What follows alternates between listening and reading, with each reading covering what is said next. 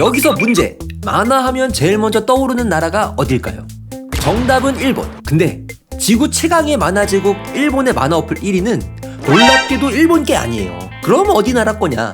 바로 한국이 만든 어플 피코마입니다. 이 어플이 1위를 차지한 지는 상당히 오래됐거든요. 거기서 한국 웹툰들 상당수가 이미 연재되고 있고요. 오늘은 그런 피코마에서 뽑은 대한민국 먼치킨 웹툰 탑10 소개해드리겠습니다. 독자님들 시간 없을 테니 짧고 빠르게 갈게요. 링크는 댓글이랑 설명란에 있습니다. 그럼 바로 고고싱! 10위는 만렙 영웅님께서 귀환하신다입니다. 족밥 왕자 주인공이 독살을 당합니다. 그런데 주인공의 영혼이 어디 이상한 데 도착해요. 거기서 레전드 영웅들한테 천년간 교육을 받습니다. 긴 세월 동안 받은 교육 끝에 결국 온갖 분야에서 만렙을 찍게 되고요. 결국 복수를 위해 현실로 돌아온다는 그런 내용입니다. 예전엔 참 볼만했거든요. 근데 요즘엔 워낙 작화랑 스토리랑 다 갖춘 명작들이 많잖아요. 그래서 그런지 재미가 좀 많이 줄어든 느낌? 그래도 참 꾸준히 순위 안에 드는 작품이네요. 9위는 아비무쌍입니다. 아내가 죽습니다. 새 쌍둥이를 남기고. 그렇게 혼자 남은 주인공 아빠. 자식들을 먹여 살리기 위해 사투를 벌입니다. 돈이 되는 일이라면 수단과 방법을 가리지 않는데요. 그런 한 가족의 가장 아버지 생각 물씬 나는 먼치킨 무협 되겠습니다. 카카페에서 무협 3개만 꼽아봐 라고 하면 일단 북검정기랑 무조건 뽑아야 되는 작품이죠. 1화부터 눈에 땀 좀 났던 작품이에요. 조금 망설여진다면 속는 셈 치고 딱 1화만 봐보세요. 이 작품의 진가를 바로 알 수 있습니다. 8위는 화산전생입니다. 시대를 풍미한 영웅들이 다 죽습니다.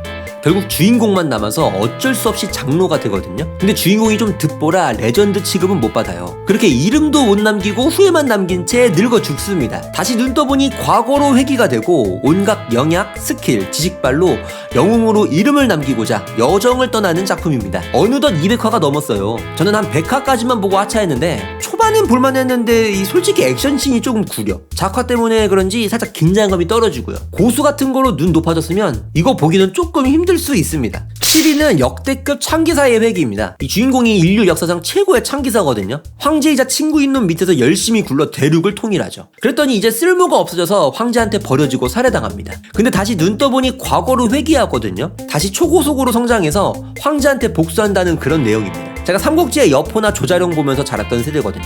창만 보면 일단 환장합니다. 칼이랑 마법에 질려가던 찰나였는데 마침 이 작품이 창을 쓰더라고요. 그래서 좋았고요. 그냥 계속 사이다 연속인 작품이라 보는데 부담은 없습니다. 다만 소설이 용두삼이라는 말이 많아서 참고해 두시고요. 6위는 검술명가 막내 아들입니다. 대륙 최고의 검술명가, 거기서 최악의 둔재였던 주인공, 결국 가문에서 쫓겨납니다. 근데 여러가지 기원을 얻어요. 급발로 먼치킨이 되고요.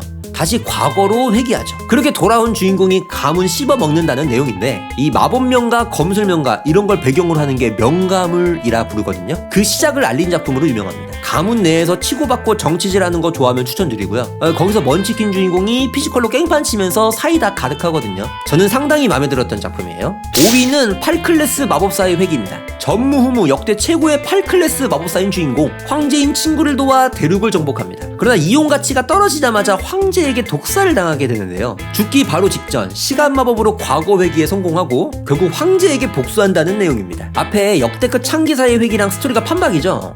창기사랑 마법사랑 바뀌었다는 거 빼고요. 근데 솔직히 이게 더 재밌어요.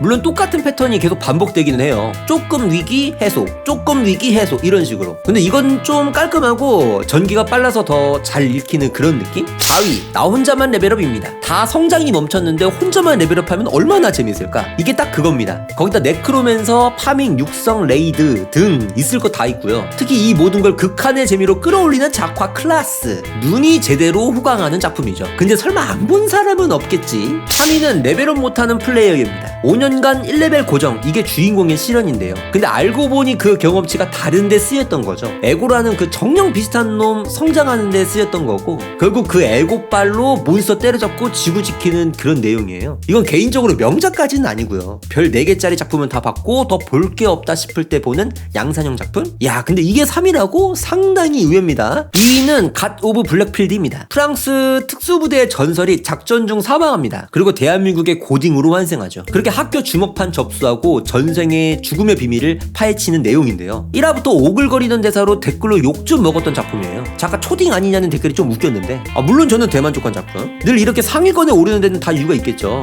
높은 확률로 재위를 보장해주는 작품입니다. 이건 좀 추천. 대망의 1위는 빌어먹을 환생입니다. 주인공이 용사를 대신해 죽어요. 그리고 300년 후 용사 가문의 후손으로 다시 태어납니다. 그 전생의 기억과 압도적 재능으로 가문을 하드캐리하고요. 다시 한번 마왕을 토벌하러 간다는 그런 내용입니다. 환생물, 용사물, 판타지 좋아하면 볼만합니다. 아니 이 정도면 명작이죠. 솔직히 1위 할 정도인가 조금 의문이긴 한데 딱히 반박할 거리가 없긴 합니다. 치트키 가득한 주인공의 성장 스토리부터 귀여운 캐릭터까지 꽤 볼거리 많은 이 작품이 1위에 등극합니다.